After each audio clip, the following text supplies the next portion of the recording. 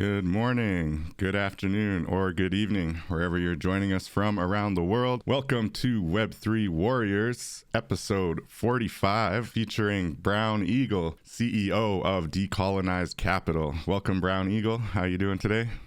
Good. Thank you for having me.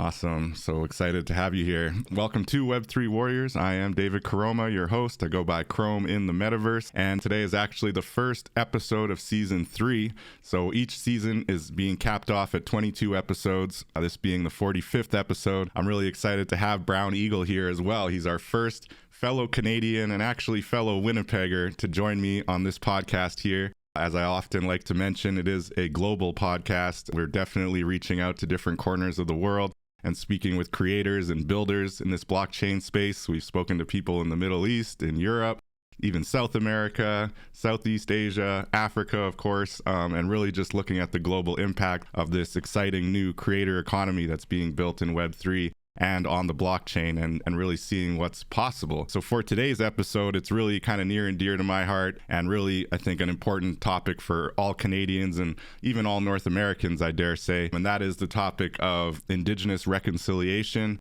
and really decolonization, to speak to the topic of Brown Eagle's, or the title of Brown Eagle's company, Decolonized Capital, looking at a lot of the negative impacts that we've seen in Canada and also other countries around the world, but I'll speak specifically for our own, whether it's displacement, whether it's exclusion, whether it's the residential school system trying to essentially brainwash generations of Indigenous children, and also having all kinds of horrible abuse that we continue to uncover to this day. Looking at all of these impacts, there are multi-generational negative impacts that now, under the umbrella of reconciliation, we are actively trying to undo and make amends for where possible, and really create opportunities where that's possible as well.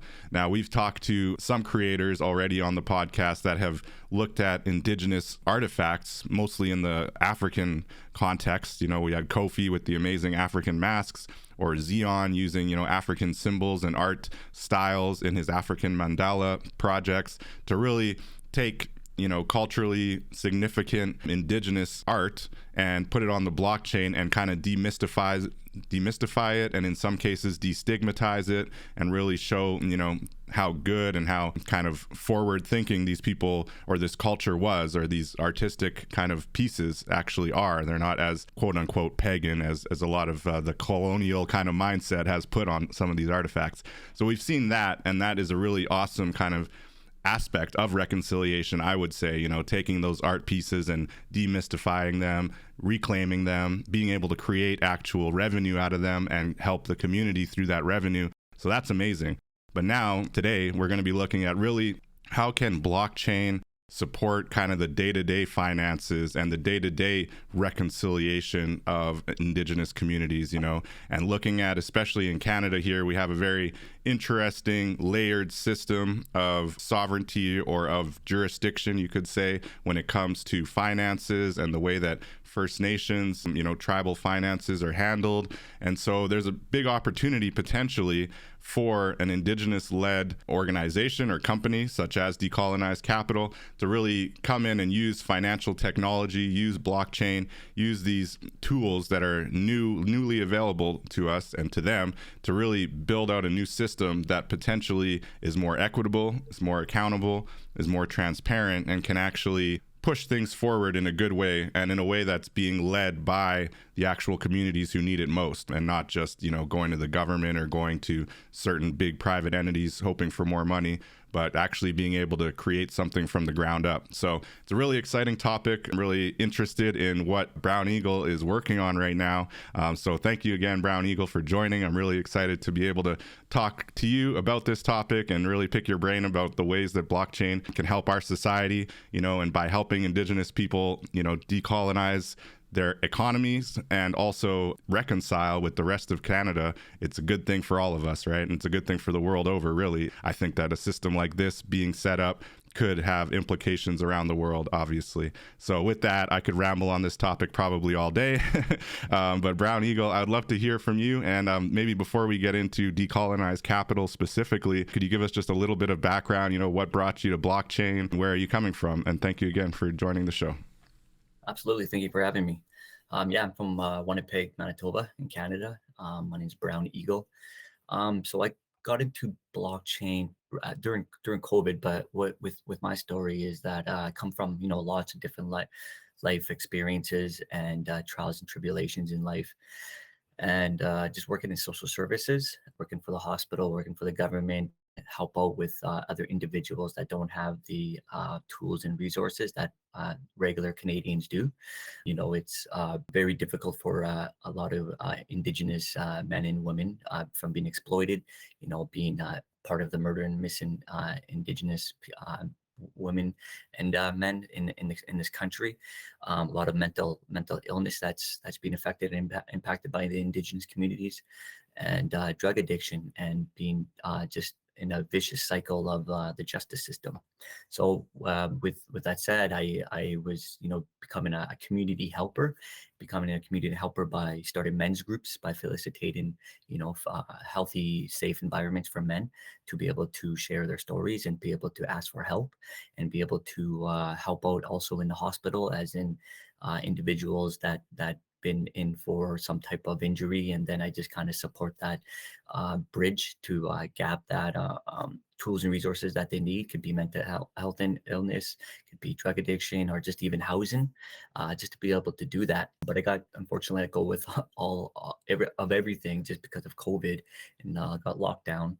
So I started getting into blockchain technology and cryptocurrency, and just eventually just kind of learning a lot of the ecosystem of the blockchain technology, and eventually jumped on a blockchain company here in Winnipeg, and started doing that for about a year, and just realized there was like a lot of use cases that I saw that blockchain technology has that can be able to support the Indigenous communities in a social impactful way.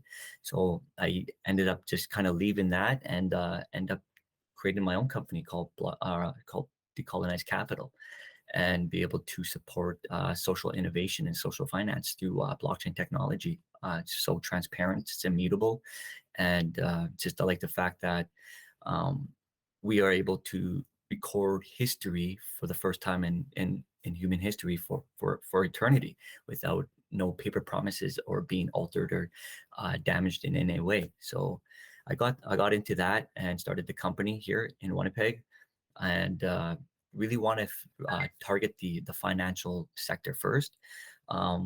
Targeting that first due to it's required to have two supporting documents to get a government photo ID, and the Indigenous community really lacked the tools and resources to be able to support that photo ID. So just verify them on the blockchain, and with their identity, and by their band location, which is their reserve, put that on a blockchain, and be able to support banking as a service for these individuals. And I think that's a really powerful tool, just by supporting identity, and be able to support any of their verification wherever their identity needs to be needed. So, No doubt. No, I can see that. And we've seen scenarios where, even for voting and things like that, I think it's a bigger problem in the States, but even in Canada where, they want to add certain ID requirements, maybe you need 2-3 different forms of ID, and that can be more difficult for people who maybe aren't driving, or maybe don't have a bank account, active. So, and I like what you said about paper promises too, right? So we have in Canada the concept of treaty land, and the concept of treaties that are to be respected and acknowledged and aligned with, which often are not, right? So that gets to your point about paper promises, which is the only way we had. It was really the only option we had pre-blockchain, right? And now you have the potential to create promises immutably through a smart contract, right? To actually say, well, you said on paper back in 1920 that you would honor this community with this amount of funds, or with this allotment of land, whatever the case may be, right? Maybe you can take those kind of transactions and actually bring them into a blockchain scenario, into a smart contract that's on the blockchain. And actually, again, if the finances were moving on the blockchain as well, the funds, like once it's set in stone and you're getting that specific percentage of funds from X project, that's it. It's going to happen forevermore, and we don't have to go back to, some judge and say, hey, they said they were going to do this and they didn't do this, or they didn't consult. So I love that. I love that idea of no more paper promises. Now we can make immutable promises. So please tell us a little bit more about what is Decolonized Capital. I know it's obviously in the startup phases right now. You're doing a lot of traveling to different blockchain events and really, bending the ear of a lot of experts in the space. So where are you at right now, and what's kind of the trajectory of what you're building here? Absolutely. So we're developing our own blockchain, be able to use the ERC20 tokens, be able to privatize our blockchain. But what we're be able to do is the concept would be able to tokenize, the indigenous people's identity, but also tokenizing just also the minerals. The minerals on these reserves, they always get used by outside entities, and be able to protect our own minerals, our own land, our own waters, and especially our own identity. And I think identity is one of our biggest key points in our culture. And be able to create, First Nations in the metaverse. There's a lot of indigenous families that are split apart from child family services from Canada, and just from the 60 scoops in the residential school survivors. So be able to reconnect these families to the metaverse by verifying them on a blockchain, by, some ancestry through the blockchain, and by be able to record who they are, what nation they're from, what treaty they're from, and what is their ethnical background, if they're Cree, Ojibwe, Dene, OG Cree, whatever the case may be. But back with the minerals is that, there's a lot of outside entities that's coming onto the lands, and be able to extract the minerals. Could be potash, gravel, it could be soil. We have billions and billions of dollars worth of these minerals, and we have these outside entities taking these minerals without any exchange, right? So they're stealing from literally from the land once again. Mm-hmm. So by holding these people accountable, by just tokenizing that, putting it on the blockchain, say we have like $1 billion worth of soil, or even just gravel. Another great use case is gravel, and be able to show like, hey, like we have all this gravel, we have a company or on contractor that wants to buy the gravel. However, it will be kind of contradicting ourselves, because what if this gravel is being used to, lock up inmates from a prison perspective? So we're able to show who's buying the gravel, where the gravel is going, and what the gravel is being used for. So we would like to use our minerals and our resources in a traditional value, in a traditional cultural way. So it would be kind of moving backwards if we did sell the gravel and it's going towards prisons. But yet in Canada, the high percentage of indigenous people are being prisoned, right? Mm-hmm. So it just kind of shows that, like, look, we want to be responsible for our minerals. We want to be able to show and see what our resources are being used for.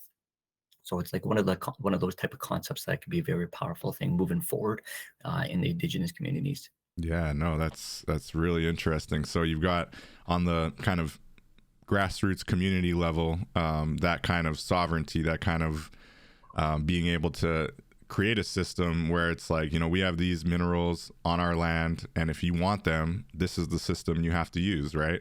And so it's kind of taking the power away from maybe more private entities, obviously banks, and those kind of traditional loaning systems, and being able to actually have a new system that where it's like the indigenous community is kind of setting the rules. So on that side, there's the financial sovereignty, but then you're also talking about actually line of sight towards the supply chain because of it being on blockchain. So that's kind of a supply chain benefit that you get there as well. So it's a lot of different angles. And I heard you mention the ERC20 tokens, which, so would it make the Decolonized Capital blockchain as essentially a layer 2 kind of on top of Ethereum, but obviously removing gas fees, probably, trying to make it as seamless as possible. How is that? How's the infrastructure looking for you, and what's kind of your next needs? I'm thinking a dev.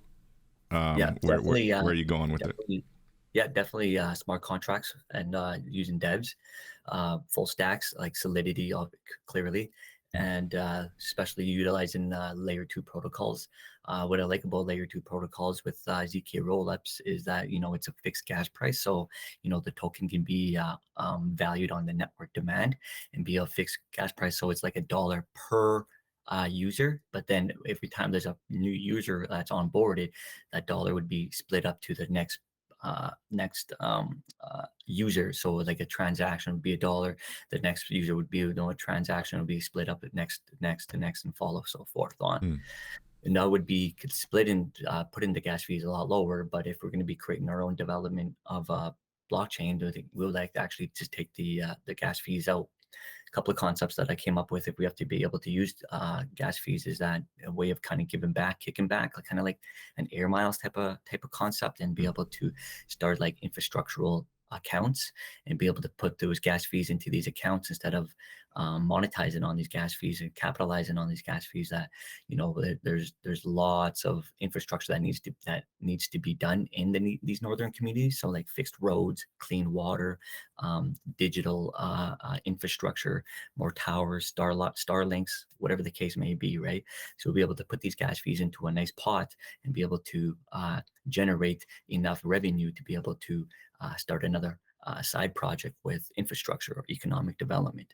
That's what I love about layer 2 protocols, also to be able to incentivize human behavior and be able to reward people, incentivize people on, healthy spending limits, good positive behavioral lifestyles, healthier lifestyles, and I think this could really also like remove a lot of corruption and on the internal side of things too, especially with predatory financial institutions like money marts being on these reserves. Crazy. And then they're on these reserves, and if we trying to replace these financial institutions, we're cutting somebody's pocket off, right? So Right. be able to replace that and by incentivizing them just to do more healthier lifestyles and more healthier spending choices and whatnot, so forth. So Yeah, that's really neat. And it's funny because you hear, obviously the more dystopian side of that with the social credit system and the CBDCs and all this like idea that government wants to be able to tell you what you should and shouldn't spend your money on, or, and that's the kind of negative side of what people are looking at from the digital currency, the central bank digital currencies, that is. But on the flip side, to your point, when, it's kind of, there's buy-in from the community at the community level, and the rules of the road are so transparently set up from the outset, and you're saying we want to encourage savings. We want to encourage maybe not even savings, but spending responsibly, so if you keep your spending under a certain amount for a month, we'll reward you with, X percentage or whatever the case may be. And that's a really cool concept to think about. With this being a really interesting and exciting startup, which I said is kind of near to my heart, being from Winnipeg, and Brown Eagle's from Winnipeg, but it's a very national project that he's taking on which will impact Indigenous communities across the country, really. So if this sounds interesting to you, you can reach out to Brown Eagle on Twitter at Brown Eagle North, or check out his website at decolonizedcapital.com. And we definitely would love to hear from you. So just a quick shout out to any of our listeners live or during the after pre-recorded podcast. We definitely would love to hear from you if you're interested in taking on this project and helping us out. It's really exciting. So looking at, you mentioned kind of the metaverse part of things, and obviously here on Web3 Warriors, we always love looking at the metaverse. It's kind of an extension of the gaming space in some ways. How do you think Indigenous communities will respond to that idea that you said, which is the fact that they are so dispersed, right? Because of 60s scoop, because of residential schools, because of just the urban-rural divide. Many people go to cities to find better opportunities and all of that typical old story, right? What do you think, A, that they'll embrace the idea of coming to community in the metaverse, and B, how does it, functionally help, people? Mm-hmm. Yeah, definitely. I think, I've already talked with some First Nation groups, and they actually really love the idea, be able to start that reconnection with the individuals that are missing their families.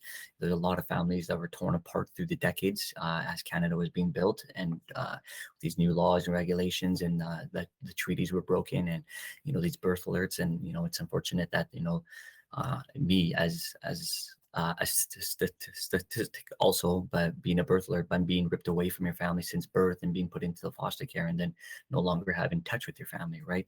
So I think it's a really very cool, and there's a unique value to that, be able to put these nations onto the metaverse and be able to have, their own let's say like their own world, their own node, and be able to have, Cree Nation Treaty 4 and, Peguis and their reserve, right?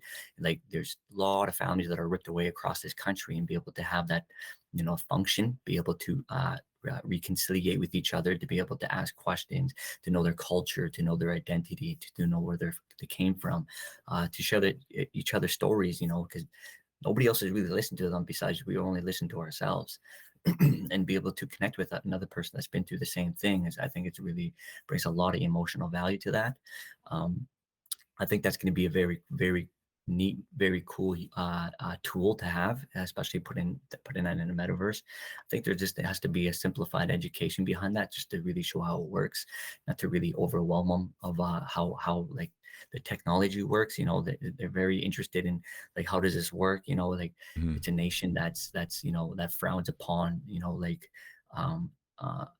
adoption from the Canadian society, right? And because Mhm. we've been, that trust is broken, right? So individual like myself to be able to bridge that education and be able to say like, look, there's a really unique tool that we can be able to reconsider and be able to put ourselves into the blockchain, put ourselves into the metaverse, so we can reconnect with our families, with our culture, with our identity, with each other. Being connected with each other is really important into the culture, and especially bringing our children back home. I think that's one of the most important things too. That's, man, I get goosebumps just hearing it. Honestly, it's like it needs to happen tomorrow for real.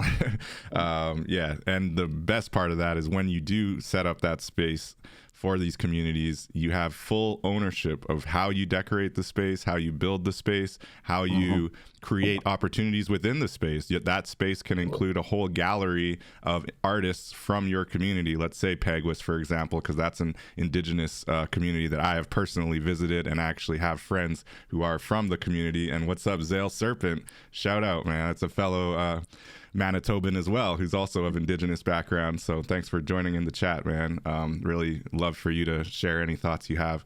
But to your point, just the fact that you could create, so let's say Peguis First Nation sets up a place in the metaverse specifically for their community, built by, whether it's their tribal council or just some young people Mhm. from the community who want to take this on, because it really is that simple and it's pretty fun. If you've ever played Minecraft or Roblox, you can jump into voxels and create one of these spaces. You can actually create one for free, but the limit on that one is, I think, 10 people can jump into it, but it could be a good starting. So again, just throwing this out there, any listeners who are interested, you can reach out to me directly at Web3 Warriors on Twitter, or Web3Warriors at gmail.com. We'd definitely be able to put you in touch with Brown Eagle. But sorry, thinking out loud here. But Peguis First Nation has a metaverse space. You could actually set up an art gallery at that metaverse space that anybody can jump into, drop into, and purchase the art direct in the metaverse space. And 98%, 99% of the proceeds go direct to the community. So this is something that could really be set up like within 24, 48 hours, relatively easily, assuming, you just get approvals from the artists that are involved, and you get one or two people to actually do the building on the groundwork, of the actual metaverse space. So it's a really exciting opportunity. And Brown Eagle, whatever you need, I really want us to push this forward. I think that the blockchain side of what you're doing is massive just in and of itself, and then I think the metaverse side of what you're doing is equally massive as a separate kind of project, right? So it's an amazing vision, and I do feel like it requires a little bit more community buy-in. So to that point, I know I asked you about it, and you said on the metaverse side they're excited, so that's awesome. When you speak to them about blockchain in general, what's the perception kind of within the First Nation or Indigenous communities so far? Well, they definitely like to learn more about it. Like when I do my presentations, I kind of give the problem, I give them the solution, and then how we're going to roll out the solution, and they just really grasp on the fact that there's no paper promises. Like we once there's recorded on the blockchain like like a digital identity. It shows who they are. Say somebody like from Manitoba that just moved to BC. They lost all their IDs or whatever, whatnot, and it's a time consuming to get all their IDs back again, or somebody needs some type of their medication. We are able to support their digital identity instantaneously without them going to a social service area, and be able to put in an application, and then they have to wait for, like, I've worked in social services for quite some time, and you know, it takes like 4 to 6 months for that application to come back to receive if they got accepted or not, right? And we're losing touch on this individual within a day. Like we can't have that, right? Like that needs to be there needs to be a new system in place. Yeah. So we are able to verify that information like instantaneously, like within 5 seconds, to show who they are and what type of medication they need, or what type of social services they need, right? I think that's a really powerful tool, That is. especially with these other individuals that are also working in social services, and there's CFS agencies that still getting paid by a check, right? And I don't know how they're still getting paid by the check, but that's a pretty old mechanism with today's Yeah, world. can't even do pre-authorized debit. Come on. Exactly, right? And some of these individuals don't even have bank accounts, so they have to go to the money mart and be able to sacrifice their value to receive their value, or they even have to when they go to the bank, they just blatantly get refused. But even if they do get accepted, they have to wait till 3 to 5 business days, right? And they got kids to feed, they got bills to pay, and rent that's due. So we are able to support, a digital wallet. Put that in your digital wallet, and you can just instantaneously have your funds without no cost, no middleman fees, no gas fees, or nothing. Just one of those great use cases that solves a lot of issues that the Indigenous people are impacted by. And on the ground, I think what you need is the buy-in from the Indigenous communities, because the more you can use just your digital wallet and not even need to off-ramp it into fiat, that's when you really hit the revolution, and I think that's what we're going to be seeing more of. I do want to acknowledge Zale's really great point that he had here. So he's saying the challenge with interacting with communities that have historic trauma is that they become skeptical of anything new and innovative. So it takes time to communicate how much utility and potential there is. And he used the example of having 300 members quit his community because he introduced a new chat module that they thought was a virus or spam. So it's just an example where, it is a little bit more sensitive when dealing with communities that historically, I think you mentioned this as well, lost a lot of trust, kind of with what we would call mainstream society, or so-called, the Canadian society versus the First Nations as sovereign communities. So how do we kind of bridge that gap? I think to your point, it has to do with people from the community saying, with confidence, this is an awesome technology that is going to help us achieve, reconciliation and create our own economic opportunities. But how do you kind of tackle that? Because it is a great point Zale brings up. Definitely. Well, Decolonized Capital is a First Nation blockchain company. So like with that said, we are doing a lot more better jobs than what the Canadian government can provide. Like, we are so dependent on their systems and their adoptions, but we now have the tools and resources to be able to create our own systems and to adopt in our own ways, and be able to have a First Nation company, be able to give back to the community by having your full consent on your own data and having full consent of your own assets. You are becoming your own bank, and you have this is not Facebook. This is no login that you give us your information and whatnot, and then we keep your information. Your information is your information. That is your data, and that's what we are the opposite of what Canadian government and any other banking systems mechanisms that they're doing. What we're doing is we're giving the power back to you and be able to have full control of your own assets, your own data, your own information, and be able to have full consent when somebody's asking for it too. With these trusted entities like banks, hospitals, social services, you are your own you're on your own bank, and you can have your own full consent of it all. We are not somebody that keeps your information and monetizes off your data. That's right. Very important point. Yeah, and I think that we're going to be on a precipice of a new era where people understand the value of their data, and people don't want to be just giving out data. I mean, we've already seen it with Facebook metrics and things like that. It's skewing older, right? Because younger people more and more are just like, no, I don't want to tell Facebook what I'm doing every day, or have all these crazy algorithms that like target me with expert precision and read my mind basically and tell me I need all these things that I don't need, these crazy advertisements. Yeah, so that's a great point, and that this is an advantage of true Web3 organizations. Do not pilfer your data, essentially. And there are some that are on the blockchain but are still doing data games essentially and trying to monetize data where they can. And I think we should frown upon that, and we should be, Absolutely. looking under the hood of Web3 companies to say, are you still playing those old Web2 data games and monetizing my data, or do I have true sovereign ownership? And I know exactly what I'm giving and getting. None of these games. And Zale will definitely have this recorded, man. Every podcast goes on to the podcast networks, and the video will also be on Twitch for a while and on YouTube forever. So no worries, and drive safely.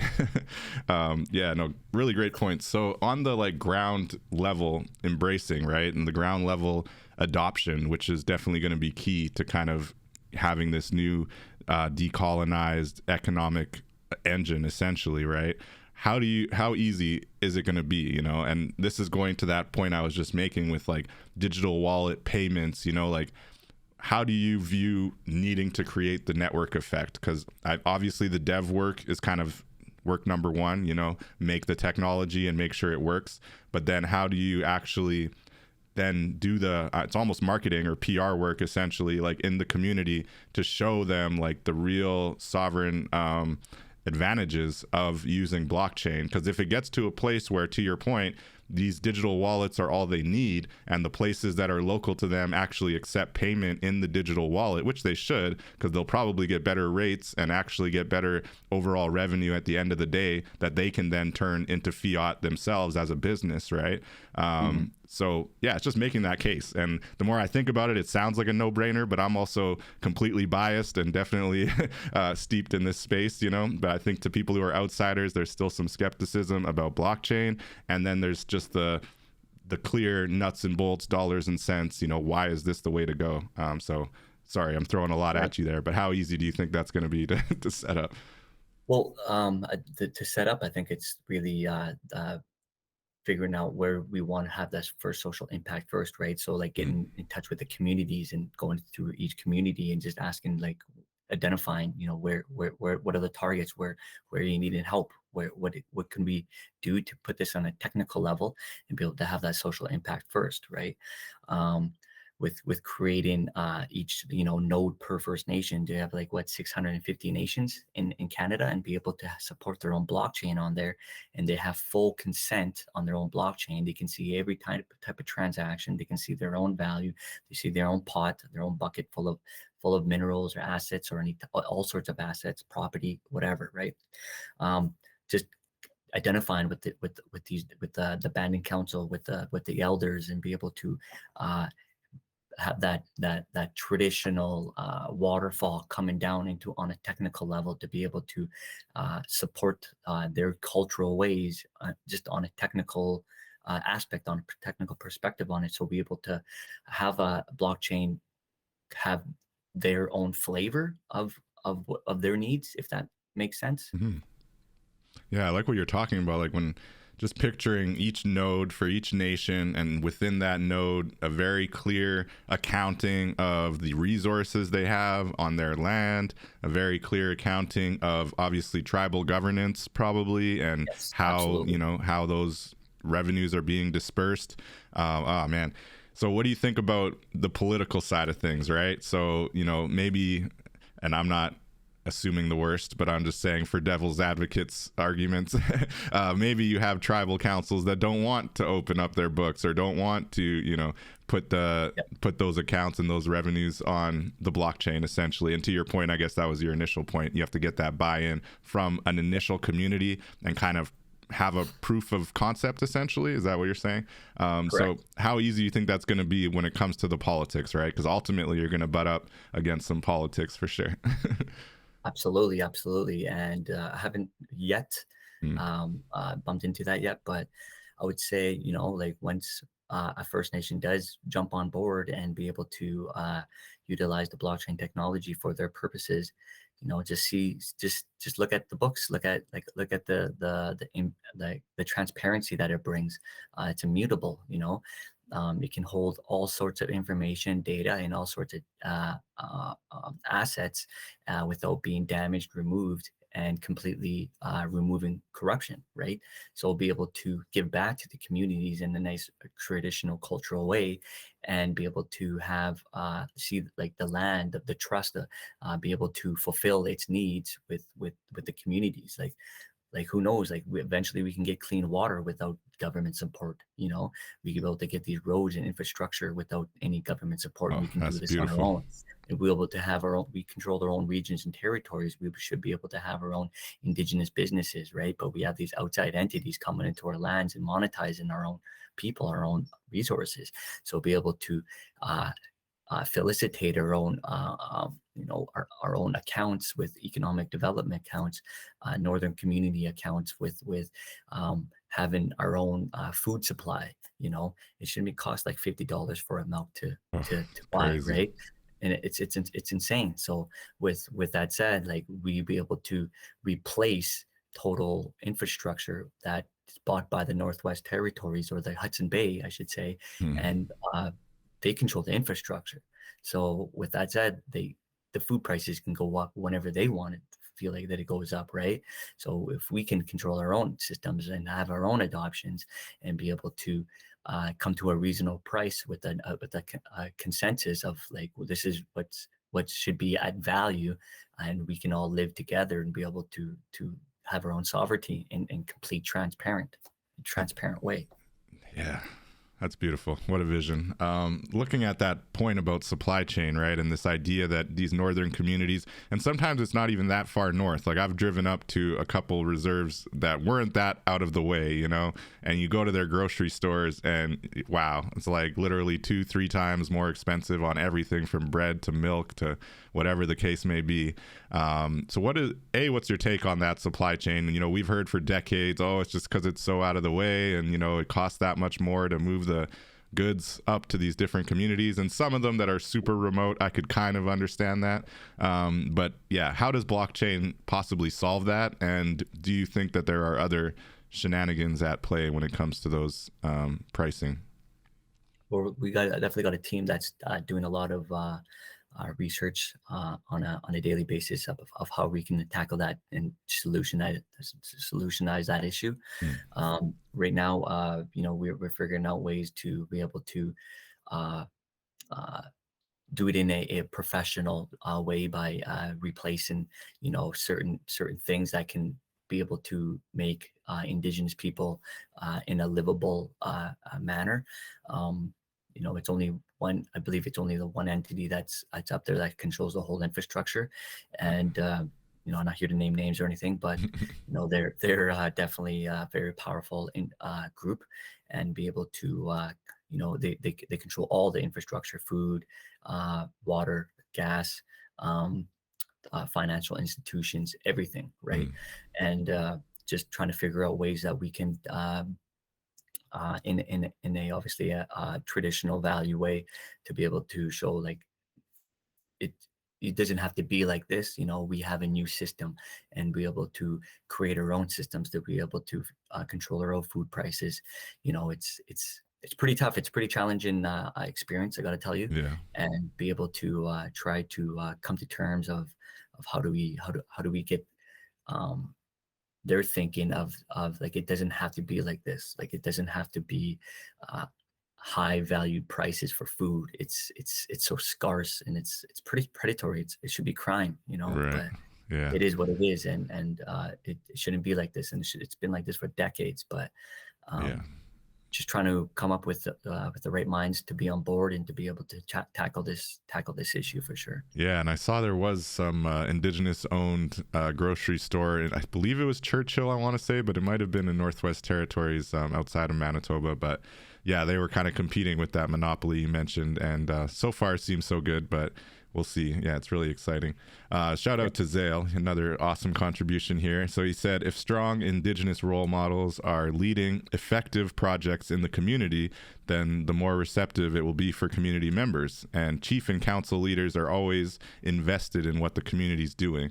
So he seems to think, community takes the lead, sees the value in it, and ultimately chief and council are going to have to follow suit. I think ideally you find a really cool, innovative chief and council that want to actually lead and help the community adopt it. That'd be cool. But to your point, Zale, I think often it has to be the other way around, right? Kind of grassroots and community led, and then eventually the politicians and the elected leaders decide, oh yeah, this is great, we should try to do something with it. So you think that's the route you're going, and do you have a specific community in mind or a handful of options that you think are kind of going to be more receptive? Maybe you don't want to name them specifically, but even regionally if you want. Yeah, I definitely got some community leaders that are involved, and some community leaders that really want to be able to take this head on for sure. With Decolonized Capital, we're creating a board of elders and be able to have that traditional value drip down with the rest of the with the company, and be able to have a good more narrative and a good navigation of how we're going to utilize our tools and resources that we have access to, and be able to do it in a nice cultural setting, and be able to have these indigenous elders on board to be able to give us the real deep insight of like what we really need to tackle and how do we do it right, and be able to put that on a technical perspective. Definitely put in the grassroots first. I think that's a huge key component. um, uh, that's one of the first things that we for sure brought up in this company, and be able to get into community and make it a community-based project, and be able to have the the real community leaders that are entrenched and to know what needs to be done first, right? So That's awesome, and I love the board of elders concept. So being such a bleeding edge, front of the fintech wave kind of company, right, to then on the same token see and acknowledge the importance of elders. Some might see that as a bit of a conflict maybe, and maybe the elders would be potentially out of their depth or not really on the tech wave. How do you view that? I think from an obviously culturally perspective, I understand and revere the concept of elders holding that traditional cultural knowledge and infusing it into the company, So how has it been, I guess, already, as you do that outreach to these elders, when you're speaking about this tech wave, is it kind of just like eyes glazed over, or is it like excitement, Yeah, I'm just curious about, like, from a demographic perspective, it's an definitely, interesting contrast. they're very interested. I try not to overwhelm them with the information. I just let them know, like, this is what we're doing, this is what we would like to accomplish, and how could we do it in a setting of in a traditional way. They're very it's a big eye opener for them to be able to say, like, we can actually do this, like this is possible. And it's like, yes, like, we do have the mechanisms and the tools and resources and the development team behind us to be able to push this forward. And they're very excited. Some are very excited, but some also need a lot more education on it, which is totally fine. I try not to overwhelm them. I can be really technical. I can get, this is a big passion of mine, right? So Right. I get really go down in the rabbit's hole, but I just let them know, like, hey, like, this is who we are. This is what I stand for, and this is what we're trying to accomplish. And how could we do this while we have all these other tools and resources, like especially with blockchain, and to be able to simplify that education. I always tell them, like, this is a financial revolution right now, and we have a chance to be a participant in this financial revolution. But yet, we've been excluded just from society itself, right? And we have a chance to be on a leaderboard here with this financial revolution, because eventually this is only going to be the rich man's games.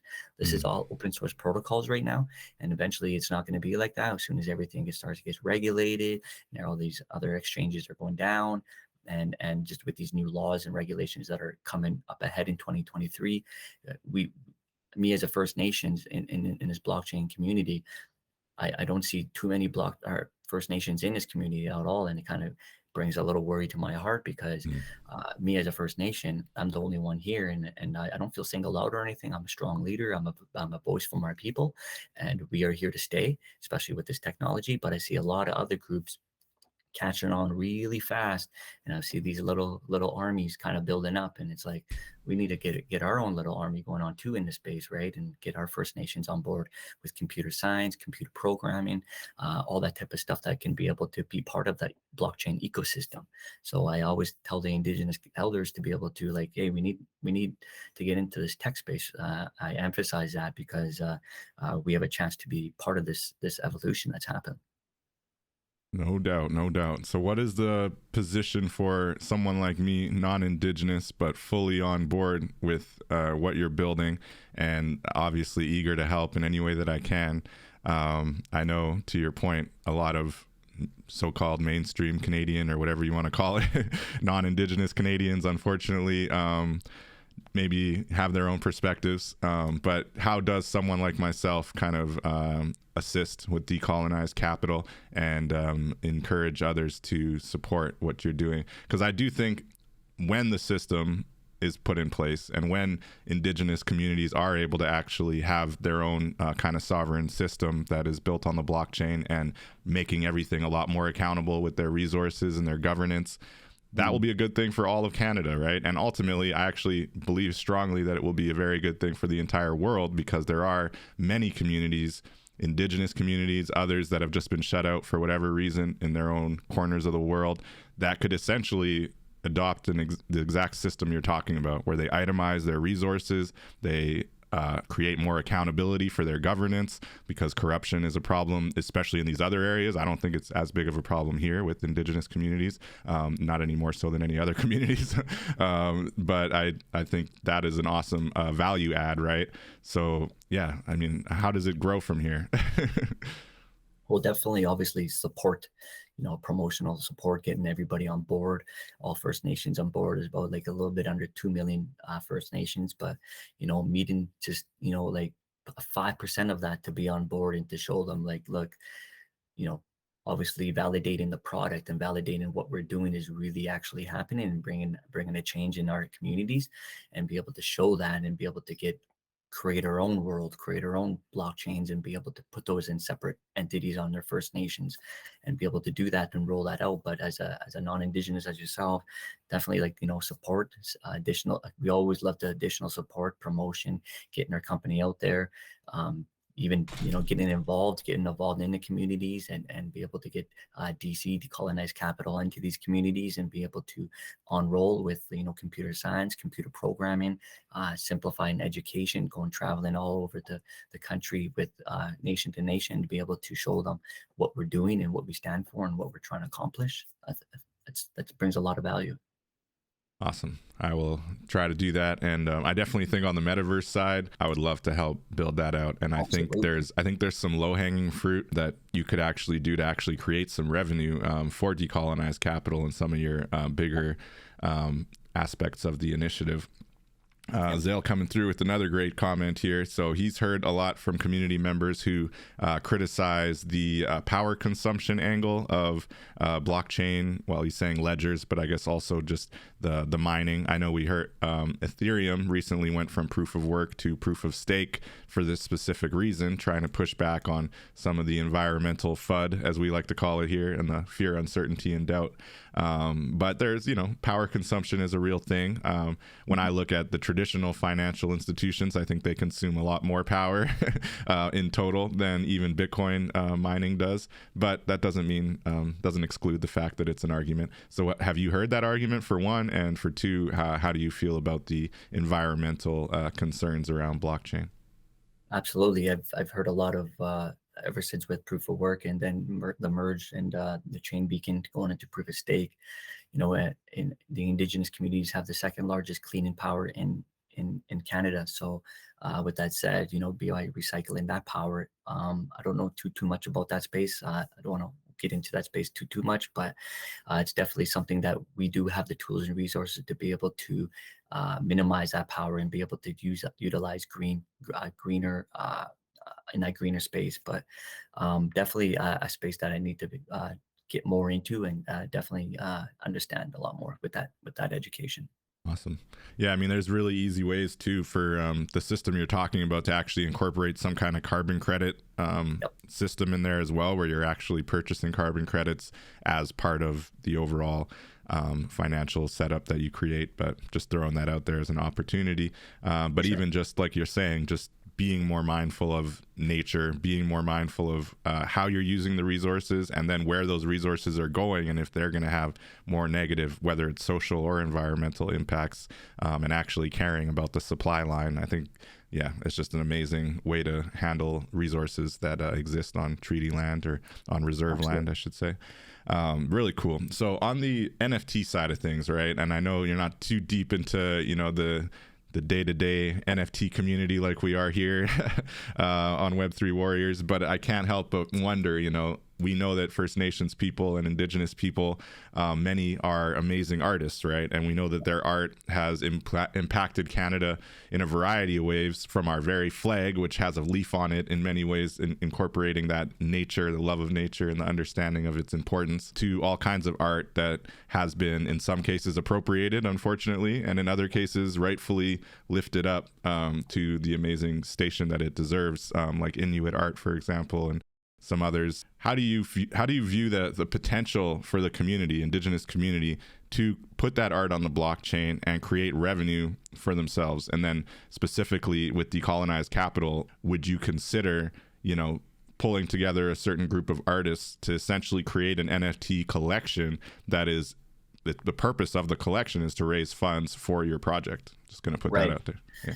Absolutely. I think NFTs are great it could be huge for the Indigenous communities, the artists.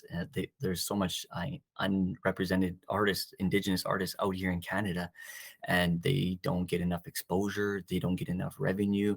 I know quite a few curators and NFT galleries that I always tell them to reach out to these Indigenous communities, because they have such beautiful work, such colorful styles, especially even on the beading side of things, but be able to create a new type of revenue on the blockchain or the NFT space, and be able to have royalties. Like, that's like a no-brainer.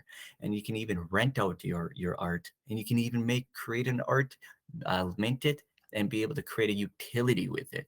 Like, there's so much use cases with this type of stuff, and that they could it's mind-blowing, like how you can be able to have the income that comes with it, but the utility of helping.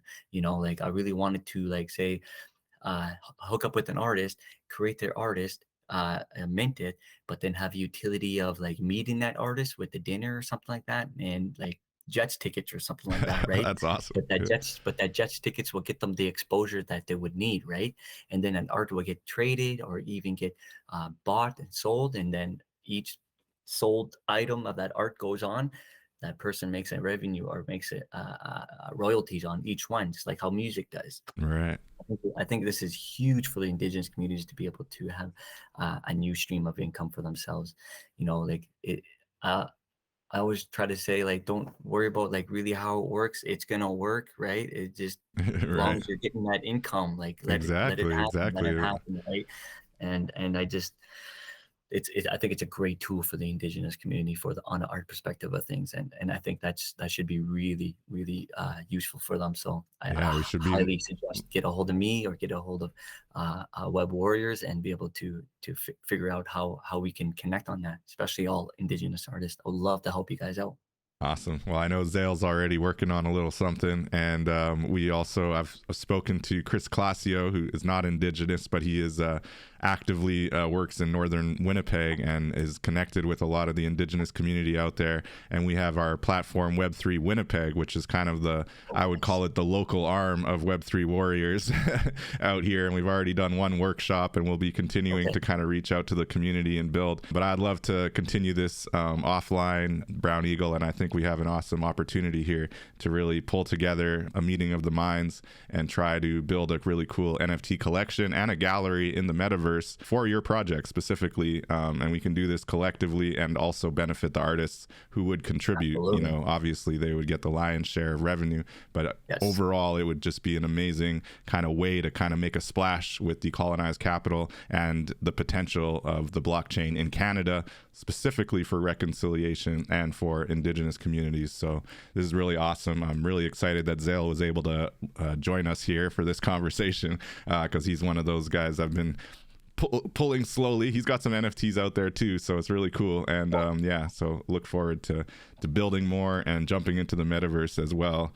Awesome. So do you have maybe I don't need to ask, but what's your favorite blockchain right now? I like to ask people who are out here building in the space, and why.